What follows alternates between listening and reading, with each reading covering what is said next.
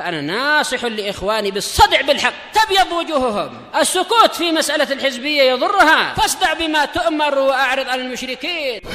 سلامي على دماج ورجالها والشيخ يحيى ودار العلم يا سعد بانيها. Akan diketahui keadaan akhiran kata, bukan akhiran kalimat, akhiran kata. Kenapa ilmu nahwu, kenapa ilmu ini dinamakan dengan ilmu nahwu atau ilmu tujuan? Karena dengan mengetahui ilmu nahwu maka akan diketahui tujuan sebuah perkataan atau pembicaraan. Yang kemarin juga sudah saya sebutkan tentang macam-macam atau beberapa perbedaan ilmu nahwu dengan ilmu shorof. Bahwasanya keduanya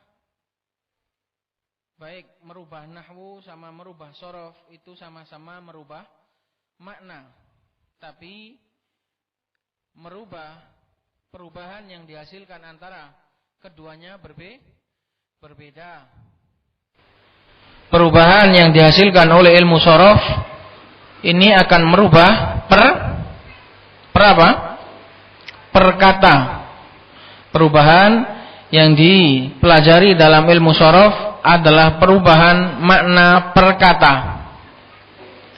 Adapun perubahan dalam ilmu nahwu maka dia tidak merubah kata, tidak merubah makna perkatanya, hanya saja merubah makna perkataannya, pembicaraannya. Adapun satuan katanya enggak berubah. Adapun satuan kata tidak berubah, tidak ada kaitannya dengan ilmu nahwu. Paham? Ini tolong difahami. Kalau mau merubah makna perkata masing-masing kata, ini bukan pakai ilmu nahwu, tapi pakai ilmu shorof. Dari memukul, dipukul, menolong, ditolong, tolonglah, akan menolong, sedang menolong. Ini pakai ilmu shorof kalau mau merubah perkatanya. Jadi bukan pakai ilmu nahwu. Karena perubahan nahwu ini sama sekali tidak merubah makna perkata.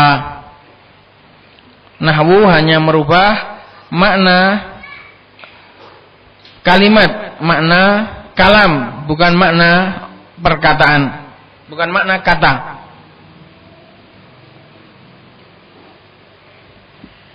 Jadi pembahasan ini ada yang belum paham kemarin. Jadi nahwu itu hanya merubah arah dan maksud pembicaraan. Adapun penggunaan kata per kata maka tidak berubah. Penggunaan kata per kata merubahnya pakai ilmu shorof, bukan pakai ilmu nahwu. Contohnya kemarin, nasoro Zaidun Muhammadan. Kalau mau berubah arah perkataannya, maksudnya dari yang sebelumnya Zaid menolong Muhammad, kalau kamu ingin merubah jadi Muhammad yang menolong, maka kamu katakan nasoro Muhammadun Zaidan. Maka makna arah maksud pembicaraan berubah, tapi penggunaan perkatanya tidak ada yang berubah. Antara nasoro Muhammadun Zaidan dengan nasoro Zaidun Muhammadan secara ilmu shorofnya sama, nggak ada yang berubah. Nasoro ya tetap nasoro, nasoro artinya juga tetap sama-sama telah menolong. Zaid juga artinya tetap Zaid, Muhammad juga artinya tetap Muhammad. Yang berubah di situ hanya arah pembicaraannya, yang berubah hanya jabatannya. Dari awalnya Zaid yang menolong jadi Zaid yang ditolong. Itu namanya perubahan maksud dan perubahan arah, yaitu perubahan nahwu. Karena itu ilmu nahwu disebut dengan nahwu, di mana artinya dalam bahasa Arab adalah maksud. Karena dengan merubah nahwu maka akan merubah maksud pembicaraan.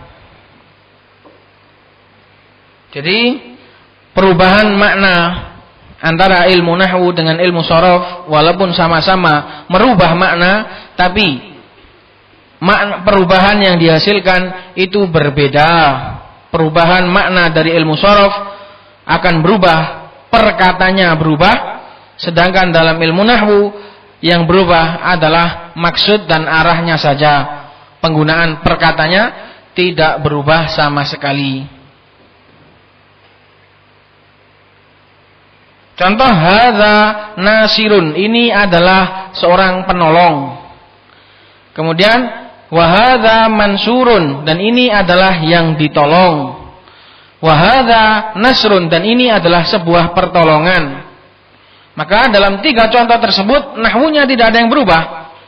Arahnya dan tujuan omongan enggak ada yang berubah. Yaitu kamu ingin memberitakan sesuatu. Yang berubah adalah masing-masing dari sesuatu itu. Tadinya itu si ini yang ditolong, si ini penolong, si ini adalah pertolongan. Jadi yang berubah adalah perkatanya. Adapun arah dan maksud tujuannya tidak ada yang berubah.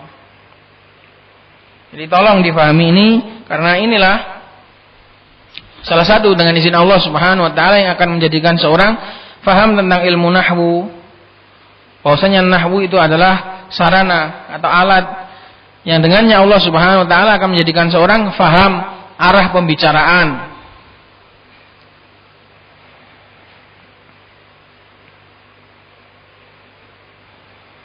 Jadi perubahan yang dihasilkan oleh ilmu sharaf itu akan merubah makna, arti perkatanya. Perubahan yang dihasilkan oleh ilmu nahwu adalah merubah arah dan tujuannya saja, tapi penggunaan perkata, arti perkata tidak berubah. Kalau berubah berarti berubah juga sharafnya.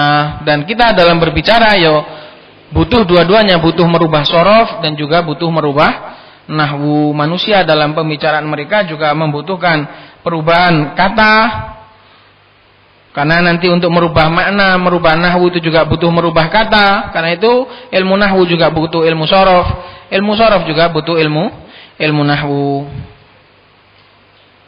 Dan yang paling dasar adalah sharaf. Yang paling dasar adalah ilmu sharaf, karena sharaf adalah ilmu untuk membentuk kata, sedangkan nahwu adalah ilmu untuk membentuk kalimat. Maka yang lebih kecil dulu, yaitu ilmu sharaf untuk membentuk kata, kemudian baru belajar nahwu untuk menyusun kalimat. Dalam masalah ini ada pertanyaan?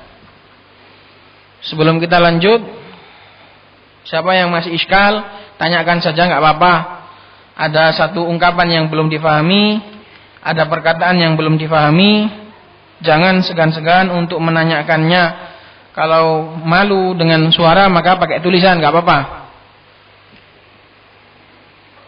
Dan insya Allah pelajaran kita ini, karena yang ikut juga stratanya berbeda, jadi saya juga tidak kemudian mengkhususkan bagi para pemula, dan saya juga tidak meninggalkan pelajar-pelajar yang sudah stratanya tinggi. Jadi masing-masing insya Allah akan kita berikan jatahnya.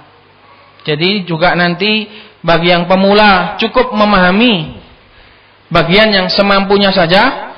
Demikian juga bagi yang sudah pernah belajar sampai tinggi, juga nanti insya Allah kita berikan jatahnya berapa fawaid insya Allah. Karena yang ikut stratanya berbeda, ibu-ibu ada yang sudah paham, ada yang masih pemula, maka tidak kita tinggalkan salah satunya. Bukan kita mengajari yang tinggi saja, kita tinggalkan yang pemula. Juga kita tidak mengajari yang pemula saja, kemudian yang tinggi kita tinggalkan. Ya sambil-sambil. Untuk pemula, dan kalau ada faedah lewat, juga untuk yang murojaah bagi yang sudah pernah belajar. Jadi saran saya bagi yang masih pemula, cukup mengambil inti-intinya saja. Adapun kadang kita menyebutkan faedah-faedah yang mungkin keluar dari tema, karena itu sebagai penyempurnaan faedah.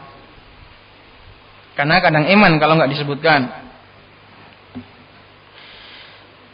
Taib, qala al-muallif atau qala syarih waffaqahullah. Ta'riful kalam. Definisi kalam.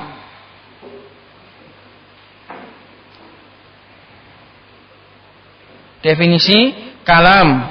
Dan kalam sudah pernah kita sebutkan bahwasanya kalam ini adalah perkara yang paling penting dalam ilmu bahasa Arab, terkhusus ilmu nahwu. Kenapa? Karena kalam adalah tujuan utama kita. Kalam adalah tujuan utama seorang belajar bahasa Arab adalah kalam. Dan kenapa? Apalagi sebabnya? Karena semua perkataan pasti adalah kalam di dunia ini. Nggak ada perkataan yang nggak kalam. Siapa yang bisa ngomong tanpa adanya kalam? Siapa yang bisa ngomong dengan perkataan yang nggak ada faedahnya? Buat apa? Jadi semua perkataan yang kita pentingkan adalah perkataan yang berbentuk kalam. Karena nggak bisa seorang itu menguraikan maksud dan tujuannya kalau nggak pakai kalam. Karena itu kalam adalah pembahasan yang paling utama dalam ilmu nahwu. Karena itu didahulukan pembahasannya. Dalam banyak kitab yang didahulukan pembahasannya adalah tentang kalam.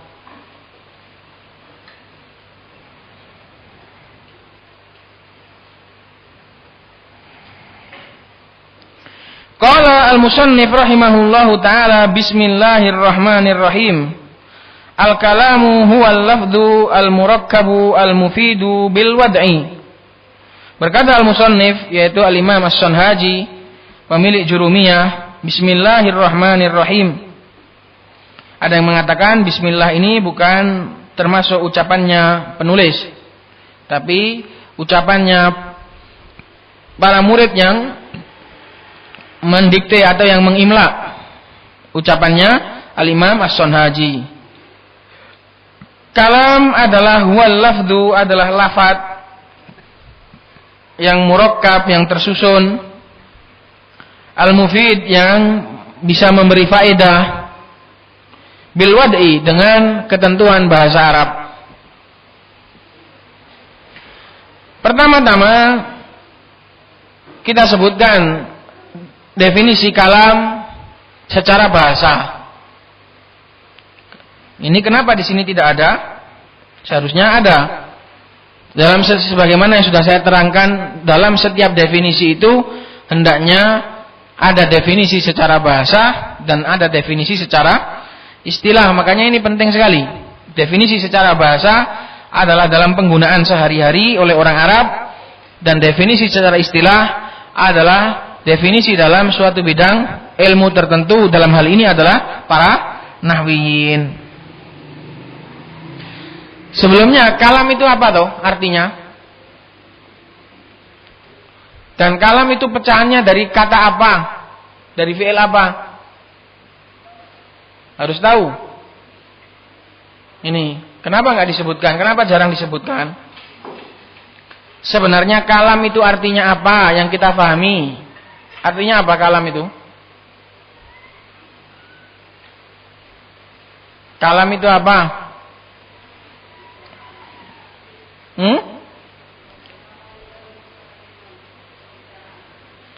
Kalam adalah pembicaraan. Kalam adalah pembicaraan. Kalam bahasa Indonesianya adalah ucapan atau pembicaraan atau perkataan.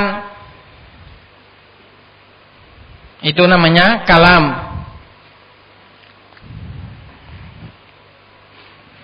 Dan kalam itu bentuk apa? Ayo dimainkan ilmu sorofnya. Kalam ini adalah bentuk apa? Dari pecahan apa? Isim fa'il kah? Sigha mubalaghah kah? Isim maf'ul kah? Atau apa ini? Masdar atau isim masdar? Apa bedanya masdar dengan isim masdar?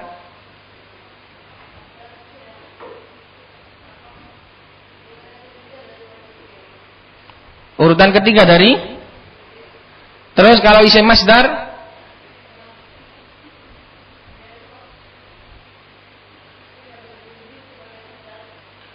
yang apa? Berarti beda masdar dengan isim masdar. Nah, dalam definisinya berbeda. Jadi kalam itu bukanlah masdar. Karena nggak ada tasrifnya. Kallama yukallimu kalaman, nggak ada. Jadi dia bukan masdar ya. Kalam itu bukan masdar. Masdar itu adalah urutan ketiga dalam shorof. Fa'ala yaf'ilu fa'lan. Fa'lan itu namanya masdar. Nanti dalam ilmu shorof insyaallah akan kita sebutkan apa itu makna secara bahasa masdar itu apa artinya. Yang jelas kalam itu bukan masdar karena nggak ada tasrifnya. Tapi kalam itu adalah isim masdar dari apa? Dari kallama atau dari takallama? Takallama. Ini diperselisihkan, ada yang mengatakan kalam itu adalah isim masdar dari takallama, ada yang mengatakan isim masdar dari kallama yukallimu, takliman. Takallama yatakallamu takalluman. Ini diperselisihkan. Yang jelas kalam adalah pecahan dari fiil takallama atau dari fiil kallama. Dan kalam dipakai di dalam Al-Qur'an. Dipakai di dalam Al-Qur'an. Hatta yasma'a kalamallah wa in ahadum minal musyrikin astajaraka fa'ajirhu hatta yasma'a kalamallah. Sampai mereka mendengar perkataannya Allah Subhanahu wa taala, sampai mereka mendengar ucapannya Allah Subhanahu wa taala. Dan di dalam memahami kalam ini sangat penting karena ini juga bersinggungan dengan masalah apa? Dalam masalah akidah, dengan masalah akidah. Karena itu definisi kalam secara bahasa ini juga diperselisihkan oleh para ulama. Kalam dalam penggunaan sehari-hari itu maknanya apa? Ada yang mengatakan kalam itu adalah nutkun mufhimun, sebuah ucapan yang bisa difahami. Dan ada yang mengatakan pokoknya ucapan yang memiliki makna, entah itu sudah sempurna atau belum. Ini dalam bahasa loh ya. Secara bahasa saja ini, belum secara nahwu. Kalau dalam masalah nahwu kalam itu harus sempurna. Kalau dalam definisi, dalam istilah para nuhah, kalam itu harus sempurna. Tapi kalau secara bahasa, kalam itu pokoknya ucapan yang ada maknanya. Walaupun itu belum sempurna dan belum dipahami secara sempurna. Ini makna kalam secara bahasa. Demikian juga kalam itu harus memiliki suara dan harus memiliki huruf. Bisa ditulis. Maksudnya memiliki huruf itu bisa ditulis. Sebagaimana akidahnya Ahlussunnah wal Jamaah bahwasanya ucapannya Allah ini bersuara dan memiliki suara dan bisa ditulis dengan huruf biharfin wa saut. Karena itu definisi kalam menurut ahlul bidah adalah segala sesuatu yang dengannya bisa difahami, entah itu berbentuk dalam hati atau berbentuk tulisan atau berbentuk khat. Karena akidahnya Asy'ariyah, kalamnya Allah Subhanahu wa taala, ucapannya Allah Subhanahu wa taala adalah kalamun nafsiyun, bukan ucapan yang bisa didengar, tapi omongan dalam diri, tersembunyi di dalam diri. Ini akidahnya ahlul bidah. Adapun akidahnya Ahlussunnah wal Jamaah, maka kalam itu adalah omongan yang bisa didengar dan bisa ditulis pakai huruf.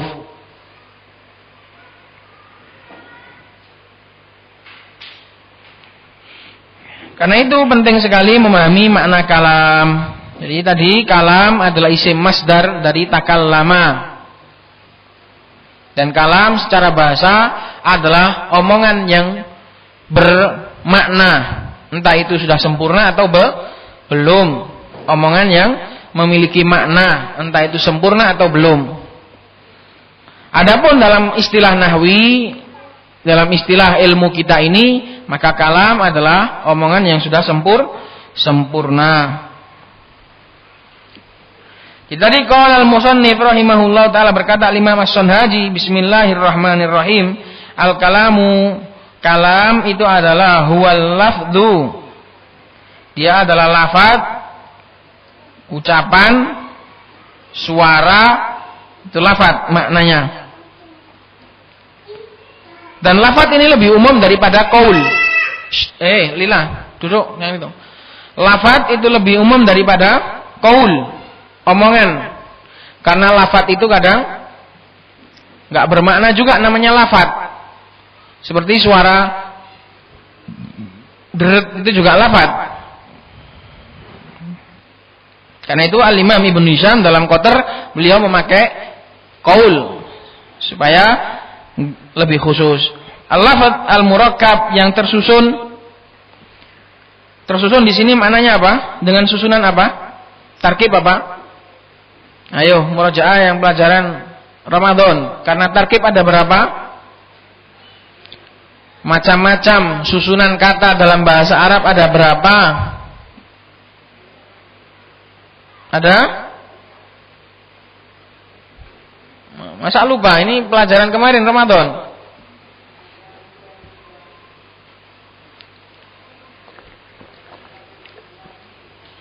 Totalnya ada 6. Totalnya ada 6. Tapi yang dimaksud tarkib di sini, murakkab tersusun di sini adalah tarkib isnadi. Ini juga termasuk perkara-perkara yang vital dalam ilmu nahwu, tarkib isnadi. Jadi lafaz omongan yang tersusun, bukan satuan, bukan satuan. Murakkab lawannya adalah mufrad. Murakkab lawannya adalah mufrad. Tapi mufrad dalam bab tarkib, bukan mufrad dalam bab jumlah, dalam bab adat. Dulu juga sudah pernah saya sebutkan, mufrad itu maknanya ada dua. Maknanya ada yang satuan kata, ada yang maknanya mufrad itu kata yang bermakna satu. Lain loh ya, satuan kata sama kata yang bermakna satu. Ini semuanya sudah pernah lewat bagi para ummahat di pelajaran Ramadan. Al-mufidu yang berfaedah. Al-mufid yang berfaedah, maksudnya berfaedah yang sempurna di sini. Al-mufidu maknanya adalah ifadatan tammah. Wa illa semua omongan berfaedah. Semua omongan berfaedah. Ada faedahnya, tapi kan ada yang sempurna, ada yang belum. Bil wad'i. Makanya yang al-mufid di sini maksudnya adalah faedatan tammah. Bil wad'i harus dengan ketentuan bahasa Arab, karena masing-masing bahasa memiliki wad'. Memiliki prosedur, memiliki konun, undang-undang sendiri. Aqulu wabillahi taufiq, qala syarih wafaqahullah, berkata Ahmad bin Thabit, aqulu, saya katakan dan aku meminta kepada Allah taufik, wabillahi taufiq. Taufik ada di tangan Allah Subhanahu wa taala. Bada al-musannifu rahimahullahu bil basmalati. Al-musannif yaitu Al-Imam As-Sanhaji memulai kitab jurumiyahnya dengan bismillah, bil basmalah.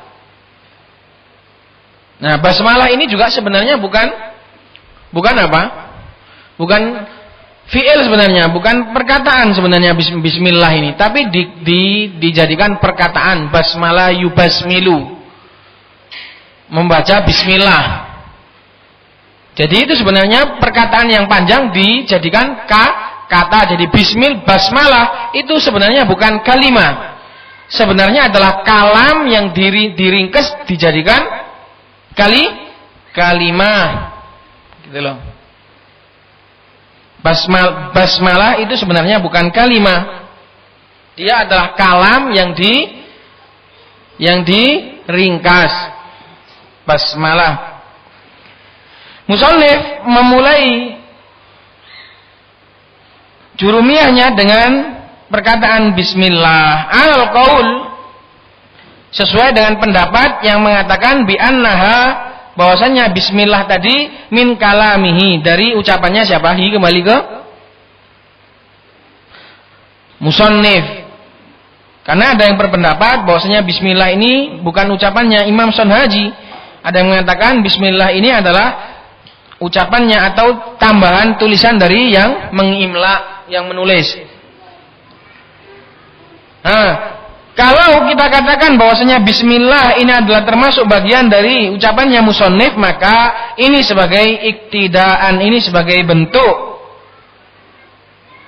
meniru, mencontoh, iktidaan, iktada ya tadi, mencontoh bil kitabil aziz, dengan Al-Qur'an, wa ta'assiyan bin Nabi sallallahu alaihi wasallam, dan sebagai bentuk mencontoh, ta'assa ya ta'assa, ini juga contoh, meniru, bersuri tauladan dengan Nabi sallallahu alaihi wasallam fi mukatabatihi, dalam beberapa tulisan-tulisan beliau, wa murasalati, dalam beberapa surat-surat beliau.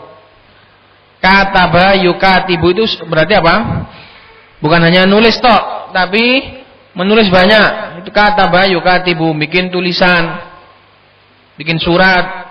Rasulullah sallallahu alaihi wasallam selalu menulis bismillah. Rasulullah sallallahu alaihi wasallam selalu menulis bismillah di dalam surat-surat beliau, sebagaimana dalam surat kepada Hiraqal, bismillahirrahmanirrahim, min Muhammad ila Hiraqal adimir Rum, salamun ala man ittaba'al huda. Itu. Jadi Rasulullah sallallahu alaihi wasallam termasuk sunnah beliau memulai dengan bismillah dalam setiap tulisan. Adapun dengan Al-Qur'an, maka karena di setiap surat dan setiap kita membaca surat, maka dianjurkan untuk membaca bismillah. Karena itu bismillah ini untuk memulai surat. Kalau kita baca enggak dari awal surat, enggak usah bismillah, cukup pakai ta'awudz, pakai a'udzubillah. Karena ta'awudz ini untuk membaca setiap Al-Qur'an. Fa idza qara'tal Qur'ana fasta'idz billah. Apabila kamu membaca Al-Qur'an, maka berlindunglah dengan Allah dari syaitan. Tapi kalau bertepatan dengan awal surat, maka memulainya dengan bismillah. Adapun bismillah apakah termasuk bagian dari ayat Al-Qur'an ataukah tidak, ini sudah pernah kita sebutkan, ada perselisihan di antara para ulama, dan yang sahih bismillah bukan termasuk bagian dari Al-Fatihah, dan juga bukan termasuk bagian dari surat-surat yang lain. Bismillah bagian dari ayat hanya dalam surat An-Naml, ucapannya Nabi Sulaiman. Itu. Jadi bentuk seorang memulai dengan bismillah ini sebagai mencontoh Al-Qur'an, di mana di dalam Al-Qur'an ditulis dalam setiap awal surat ada bismillahnya, walaupun itu bukan bagian dari ayat Al-Qur'an. Demikian juga mencontoh Rasulullah, karena Rasulullah dalam setiap tulisan beliau menulis basmalah. Qala wal kalamu indan nahwiyin, dan kalam menurut para nahwiyin, maka ini mengeluarkan kalam secara bahasa, kalam secara definisinya ahlul bidah ini. Dan mereka ahlul bidah menggunakan ilmu nahwu ini, menggunakan ilmu bahasa ini untuk menghabisi ahlus sunnah, untuk melawan akidahnya ahlus sunnah dalam masalah kalamullah. Mereka mengatakan kalamnya Allah Subhanahu wa taala itu enggak ada suaranya, enggak ada hurufnya. Wal kalamu indan nahwiyin, dan kalam menurut istilahnya para nahwiyin. Kenapa enggak disebutkan di sini secara bahasa? Nah, ini seharusnya disebutkan juga secara bahasa, secara ringkas.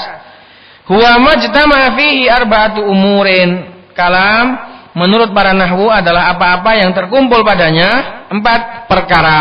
Kalau cuma 3 berarti enggak kalam. Kalau kurang 1 juga enggak kalam, kurang 2 juga apalagi enggak kalam.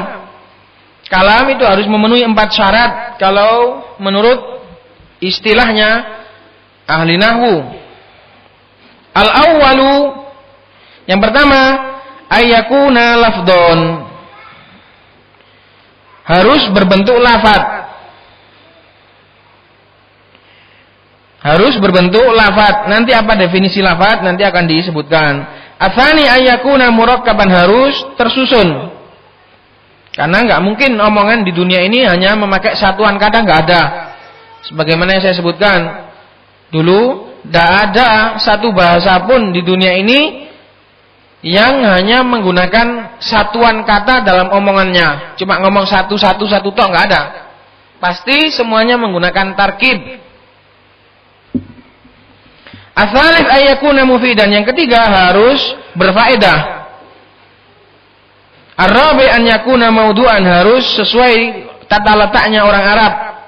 Undang-undang peraturannya orang Arab. Ai bil wad'il arabi, yaitu dengan undang-undang ilmu bahasa Arab. Famakna lafaz, maka makna dari ucapan lafaz adalah as-sautu al-mustamilu ala ba'dil hurufil hijaiyah. Sebuah suara yang mengandung di dalamnya beberapa huruf hijaiyah. Ala ba'd, karena kadang cuma satu. Karena cuma satu. Apa contohnya? Bi, li. Itu saut, itu lafaz. Tapi cuma satu huruf hijaiyah. Itu. Kalau ada suara yang nggak bisa ditulis pakai huruf hijaiyah, maka itu bukan lafaz. Itu bukan lafaz. Contohnya apa? Yang ditulis pakai huruf X itu nggak ada dalam huruf hijaiyah. Karena itu huruf hijaiyah adalah allati awwaluha al-alifu wa akhiruha al-ya'u, di mana huruf hijaiyah itu awalannya adalah alif dan akhirannya adalah ya. Wa dzalika nahwu zaidun alal hikayah. Yang demikian itu seperti kalimat zaidun. Fa inna lafdzun, ini adalah lafaz karena disuarakan zaidun. Li'annahu sautun, karena dia adalah sebuah suara mustamilun yang mengandung ala ba'dil hurufil hijaiyah, mengandung beberapa huruf hijaiyah, wahya zai, yaitu zai, wal ya wad dal, dan ya dan dal. Zaidun, maka dia adalah lafaz. Fa kharaja bil lafaz, maka keluar dengan definisi lafaz al-isyarah, seperti isyarat. Ini enggak kalam, enggak bisa dijadikan kalam. Isyarat, rambu-rambu, tanda-tanda panah, ini enggak bisa dijadikan kalam. Enggak bisa dibuat merangkai menyusun kalam. Jadi seperti ada tulisan Zaidun, kemudian ada gambar motor, kemudian ilasuk. Enggak bisa, itu bukan kalam namanya. Zaidun, ada gambar, kemudian ilasuk. Enggak bisa. Tapi kalau Zaidun zahibun, dia pergi, ilasuk, maka ini kalam. Tapi kalau Zaidun kemudian dikasih gambar atau tanda panah arah ke gitu, ini nggak bisa dijadikan kalam. Karena kalam itu harus berupa lafaz, sedangkan tanda panah, gambar ini bukan lafaz. Atau misalnya Zaidun kemudian gambar botol, mananya adalah Zaid sedang minum. Enggak bisa.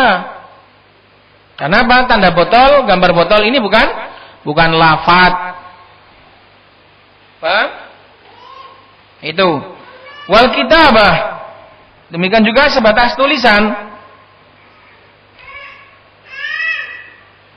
Wa nahwuhuma, demikian yang semisal dengan keduanya, mimma laisa bilafdin, dari apa-apa yang dia itu bukan termasuk lafaz. Fala tusamma kalaman indan nuha, maka bahan-bahan tadi seperti gambar, isyarat, tulisan, maka ini bukan termasuk kalam menurut para nahwu. Nah ini gimana? Ini tulisan semua ini. Ini tulisan semua, gimana? Dalam buku ini nggak ada yang ngomong, ini nggak ada suaranya nih. Sing ana suarane jero rekaman. Di buku iki gak ana suarane iki, terus piye? Kalau sing kalam blas iki berarti.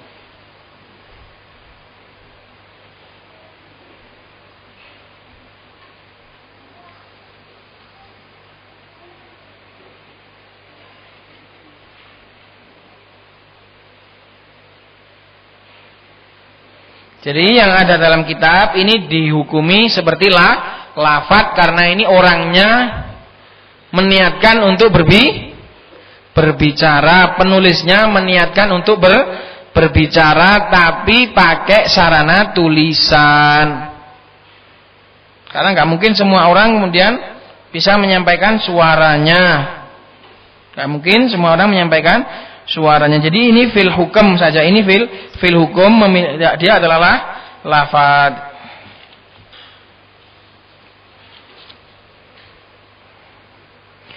Ini ada sebuah tulisan dari sebagian ummahat. Afwan Ustaz, catatan kaki halaman 12 dan 13 tolong dibaca.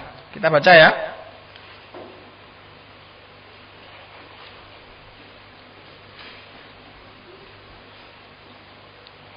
Halaman 12 dan halaman 13. Catatan kaki nomor 1, fabiwasitati ilmin nahwi na'rifu hukma akhiri kulli kalimatin min raf'in au nasbin au jarrin au jazmin au luzumi halatin wahidatin ba'da tarkibiha fi jumlatin mufidatin. Maka dengan perantara belajar ilmu nahwu kita akan tahu hukum akhir setiap kalimat, baik itu dalam keadaan rofa atau dalam keadaan nasab atau dalam keadaan jar atau dalam keadaan jazm, atau enggak keadaan itu semua, tapi dia itu menetapi satu keadaan saja, yaitu mabni. Tentunya semuanya adalah ba'da tarkib, ya tentunya semuanya adalah setelah dalam keadaan tersusun, karena nggak mungkin kita belajar ilmu nahwu kalau nggak disusun dulu. Ilmu nahwu nggak berguna kalau katanya itu terputus-putus, nggak bisa, harus dalam keadaan tersusun. Ini juga sudah saya sebutkan dulu dalam pelajaran Ramadan. Memahami ilmu nahwu itu harus dalam keadaan sudah disusun. Kalau nggak disusun nggak bisa. Fi jumlatin mufidatin, dalam jumlah yang sudah sempurna. Tapi di sini nggak dijelaskan. Di sini tetap nggak dijelaskan kenapa dengan memahami rofa, nasab, jar itu kok kita menjadi paham maksud omongan. Ini nggak dijelaskan, ya toh? Nggak ada yang jelaskan seperti itu toh? Karena mereka orang Arab. Kalau kita orang Indonesia, kita butuh untuk penjelasan itu. Jadi kenapa kok dengan memahami ini jar, ini nasab, ini rofa, kok kita tahu maksudnya? Karena dalam bahasa Arab jar, nasab, rofa itu adalah sebagai tanda untuk jabatan kata. Sedangkan jabatan kata adalah tanda untuk maksud dan tujuan. Ini urutan dan hubungan ini harus diingat sampai tuwek, ya. Urutan antara maksud terus jabatan kata, kemudian terurutkan lagi menjadi tanda-tanda i'rab. Ini harus diingat sampai nanti sampean tuwek insyaallah. Karena ini penjelasan utama pada kita orang ajam, orang Indonesia. Qala fa ma'rifatu hadzal ilmi daruriyatun jiddan, maka mengenal ilmu ini sangatlah daruriyah. Sangat darurat sekali kebutuhannya. Likulli man yumarisul kitabah, bagi orang yang bergelut, marasa yumaris itu hidup di situ, berjibaku dengan urusan tulisan. Mau nulis nggak tahu nahwu, ya salah kabeh. Dan ilmu nahwu ini adalah ilmu yang paling dasar. Nanti belajar mustalah juga harus pakai ilmu nahwu. Belajar ilmu usul juga harus ilmu nahwu, belajar fikih juga harus ilmu nahwu, semuanya pakai ilmu nahwu karena ini adalah ilmu yang paling dasar. Likulli man yumarisul kitabata awil khitabata, atau ingin khutbah pakai bahasa Arab, nahwunya rusak semua. Pendengarnya nggak jadi paham, jadi guyu, jadi tertawa semua kalau salah. Sebagaimana dulu ada cerita dari Syekh Yahya bahwasanya seorang khatib gara-gara terburu-buru dan dia khutbahnya itu cuma mengandalkan tulisan. Ketika dia nulis alif ha, niatnya adalah ahin. Ketika dia nulis alif ha, maka dia niatnya adalah ingin ahin. Sungguh amat buruk itu. Ahin, celaan. Tapi gara-gara pas naik di podium, gara-gara sudah buru-buru, akhirnya dia bacanya apa tadi ya? Lupa dia. Akhirnya dibaca 51 gitu. Karena ahin, alif, ha, haknya dikiranya 5. Alifnya dikiranya 1. Jadi ketika pas khutbah dia bilang ahin 51. Padahal dia niatnya tadi adalah apa? Ahin. Itu. Karena itu kalau mau khitabah, kalau mau menjadi juru bicara jubir, ini juga harus pintar nahwu. Au tadris ulumil lughah al-arabiyyah, atau mau mengajarkan ilmu bahasa Arab khassatan, terkhusus ilmu bahasa Arab, wa ghairiha amatan, atau ilmu-ilmu yang lain. Bahkan ilmu yang lain butuh ilmu nahwu, karena dengan ilmu nahwu lah akan difahami arah dan maksud suatu perkataan. Selesai dari ta'liq halaman 12. Halaman 13 sekarang. Ta'liq nomor 1. Abul Aswad Ad-Du'ali bidammil muhmalah. Al-muhmalah adalah du. Dal itu dalam istilah imla itu adalah muhmalah karena enggak pakai titik. Al-muhmalah. Ba'da hamzah, setelahnya ada hamzah. Maftuhah du a.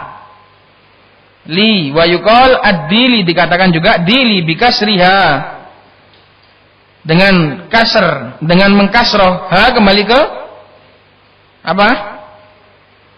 Muhmalah, dalnya dikasroh. Bikasriha ay bikasril muhmalah. Wa sukunit tahtaniyah, ya itu dalam istilah orang imla itu namanya tahtaniyah. Titik bawah yang dua. Tahat itu bawah, dimusannakan tahtani. Yah nisbah yang bertitik dua di bawah. Berarti apa? Ya, enggak ada lain. Enggak ada yang bertitik dua di bawah kalau enggak ya. Itu namanya tahtaniyah. Tahtaniyah. Itu ya itu dikatakan tahtaniyah karena bertitik dua di bawah. Al-Basri Al-Qadi, dia adalah orang Basrah. Dulu dia adalah Al-Qadi, seorang hakim. Ukhtulifa fi ismihi wa ismi abihi ikhtilafan katsiran, diperselisihkan tentang namanya Abul Aswad Ad-Du'ali ini siapa. Sebagai peletak ilmu nahwu, ini namanya diperselisihkan karena dia masyhur dengan kunyahnya. Namanya diperselisihkan, nama bapaknya juga diperselisihkan dengan perselisihan yang sangat panjang sekali. Enggak tahu kenapa sebabnya, kadang namanya satu orang diperselisihkan dengan perselisihan yang panjang. Mungkin karena dia adalah orang jauh.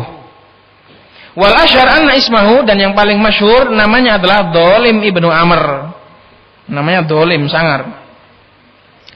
Kana min saadatit tabi'in, termasuk pembesarnya tabi'in.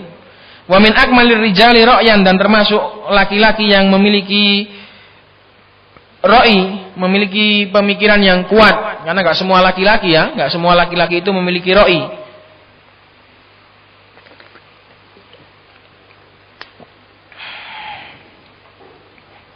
Wa min akmalir rijali ra'yan wa asaddihim aklan, dan yang paling akalnya paling lurus, sadat ini bukan asyad. Jadi kalimat sadat, ya ayyuhalladzina amanu taqullaha wa qulu qaulan sadida, sadid, lurus akalnya. Syi'iyan syairon, waduh ini kok syi'i, syiah, nggak tahu ini.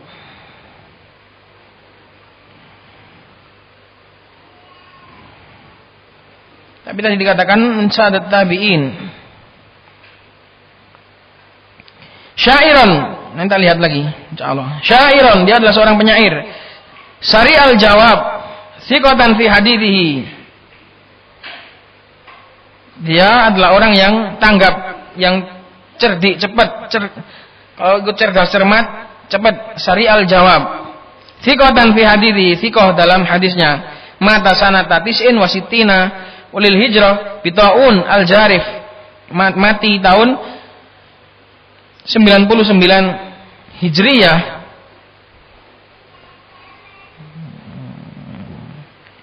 Kok 90? Tis'in wasitin 69. Kalau umur segitu mungkin ada tambahan lagi karena segitu itu zamannya para sahabat. Saat cuma tahun 69 Hijriah. Itu zamannya para sahabat. Kasihan juga. Ya berarti dia termasuk tabi'in awal, termasuk tabi'in yang tua. Di masa-masa tabi'in tua. Lil hijrah bi ta'unil jarif, gara-gara wabah ta'un di Jarif. Walau 85 sanah, dia saat itu berumur 85 tahun.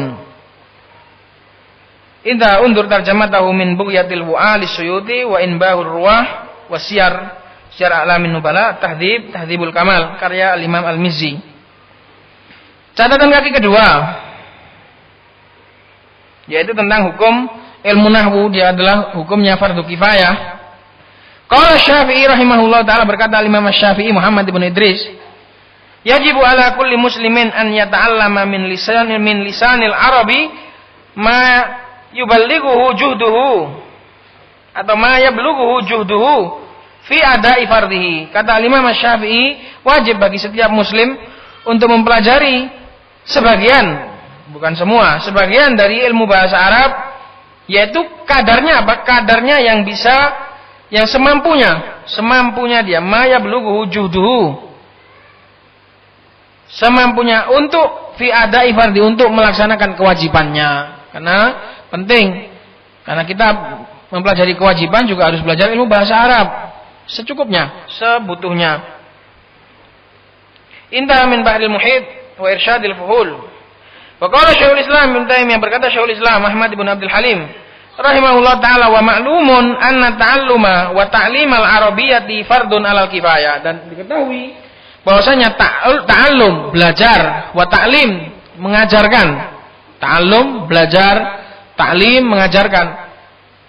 Ilmu bahasa Arab itu hukumnya adalah fardu kifayah. Wa kana salafu yu'addibuna auladahum 'alal lahn. Dahulu para salaf mereka itu menghukum, memukul, ta'dib anak-anak mereka kalau lahn. Anak-anaknya salaf kalau lahn ini dikasih ta'dib, dikasih pendidikan, dipukul. Ta'dib itu masyhurnya adalah maknanya adalah dipukul. Fanahnu ma'muruna amro ijabin au amro istihbabin. Maka kita juga diperintahkan dengan bentuk perintah, baik perintah wajib atau cuma sekedar mustahab, pokoknya kita juga diperintahkan gitu loh. Entah itu sampai ke taraf wajib atau cuma tak minimal adalah mustahab. An-nahfadzul qanun al-arabi, kita untuk menjaga dan menghafal norma-norma bahasa Arab. Qanun itu undang-undang bahasa Arab. Wa nuslihul alsinatah, dan kita juga diperintahkan untuk membenahi lisan-lisan kita. Alsinah, alsun, jamak dari lisan. Untuk membenahi lisan-lisan kita, al-ma'ilata anhu, yang sudah mulai bergeser dari kaidah-kaidah tadi. Iki zamannya Syekhul Islam. Wis akeh sing bergeser, zaman kita lagi.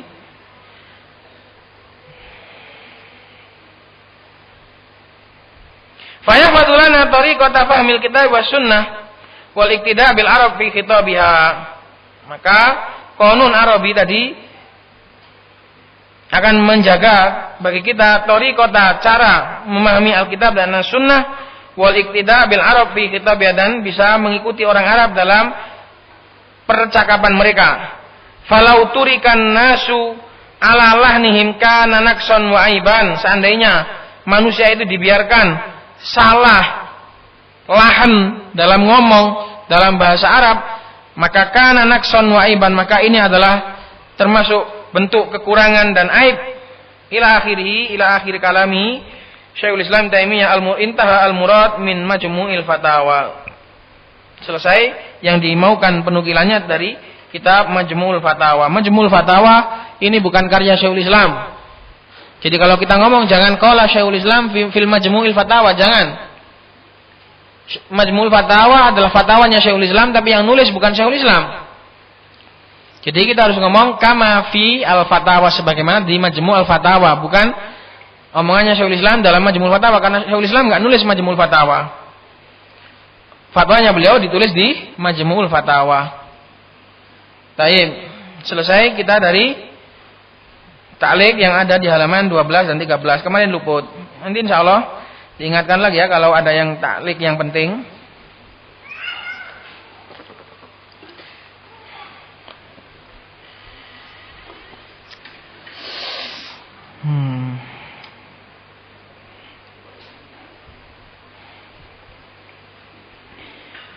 Baik, balik lagi kita kepada tema pembahasan kalam. Dan sama nggak belenger lah masalah kalam ini. Tiap hari disebutkan kalam.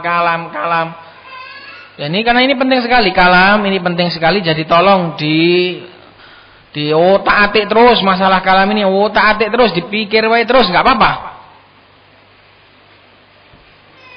Dipikir terus karena ilmu itu semakin dipikir insya Allah akan semakin terus bertambah, digali terus. Karena itu nanti kalau orang sudah bisa merasakan nikmatnya ilmu, nggak ada habisnya. Ilmu itu nggak bisa mengenyangkan. Ilmu itu bagaikan air laut, semakin diminum semakin dahaga. Nggak ada kata sudah di dalam belajar, tetap haus terus. Sebagaimana di dalam ta'liq di sini juga qala al-allamatu, perhatikan ta'liq halaman 14 halaman kita tentang waktu ucapannya al-Imam As-Sunhaji, bismillahirrahmanirrahim, al-kalamu wal lafdzul murakkabul mufidu bil wad'i. Ta'liq nomor 1, qala al-allamatu abidu rabbih Muhammad Asy-Shinqiti fi mandumati al-ajurumiyah. Berkata Sinadim yaitu abidu rabbih Muhammad Asy-Shinqiti, innal kalama indana faltastami lafdzun murakkabun mufidun qad wudi. Innal kalama indana faltastami lafdun murakkabun mufidun qad wudi. Sesungguhnya kalam menurut kita para nahwiyin hendaknya kamu dengarkan. Ini mau saya omongkan. Lafdun dia adalah, nah ini jadi jumlah faltastami itu i'tiradiyah dari mubtada dan khobar, dari isim inna dan khobar inna. Sesungguhnya ucapan itu adalah lafaz murakkab mufid qad wudi yang telah diletakkan berarti bil wad'i. Kemudian catatan kaki nomor 2, bi anna min kalamihi, bahwasanya ucapan bismillah ini ada yang berpendapat itu adalah ucapannya musannif atau enggak ucapannya musannif. Undur syarhal Kafrawi safhah ats-tsaminah.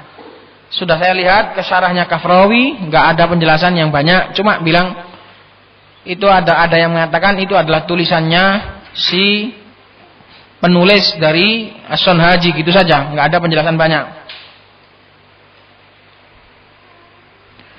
Waktunya sudah habis.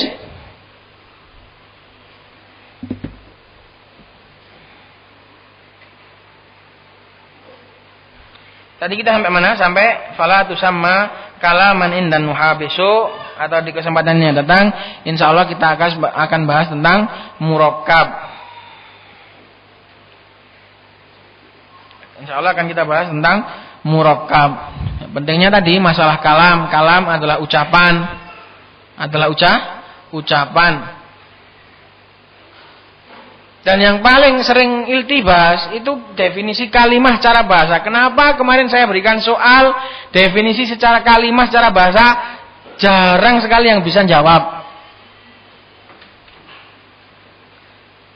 Padahal itu gampang, definisi kalimah secara bahasa itu kebalikannya. Kalimah secara bahasa itu ya kalam. Secara istilah satuan kata gitu loh.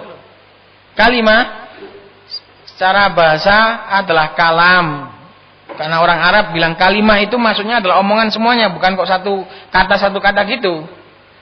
Tapi kemarin ada beberapa lembar jawaban, pertanyaan itu hampir semuanya salah kecuali beberapa saja. Apa karena enggak ngira atau gimana itu? Atau belum paham? Kalla innaha kalimatun huwa qailuha.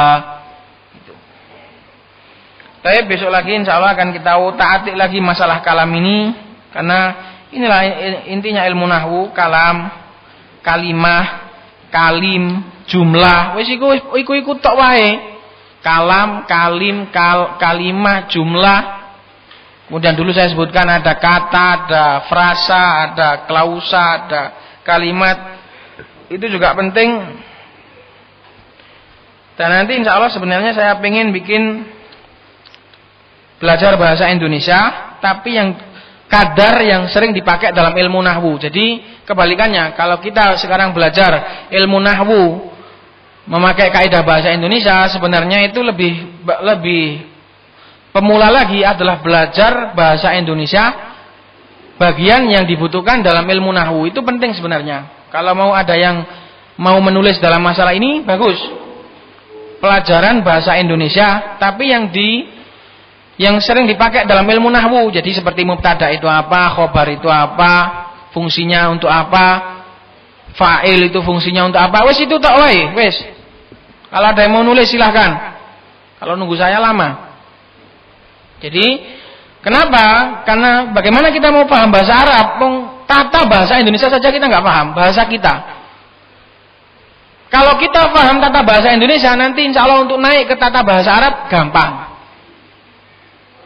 Kalau belajar bahasa Arab dulu lama, tuwek, bertahun-tahun gak paham. Kenapa? Karena tadi urutannya keliru. Seharusnya paham bahasa Indonesia dulu yang dibutuhkan, baru mempelajari bahasa Arab. Itu enak, sesuai tangga. Tapi ini langsung belajar bahasa Arab dulu, gandol-gandol sih, bolak-balik gandol, cicir maneh, gandol maneh, gak paham-paham. Ini insya Allah nanti bikin mudah, belajar tata bahasa Indonesia dulu.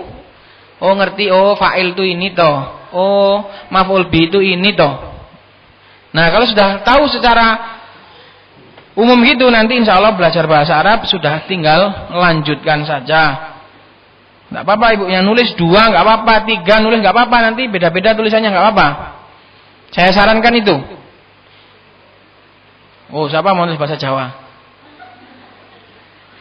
Ya bahasa Indonesia seperti marfu'at. Itu loh, ikut urutannya marfu'at, mansubat, majrurat itu toh. Mubtada itu apa?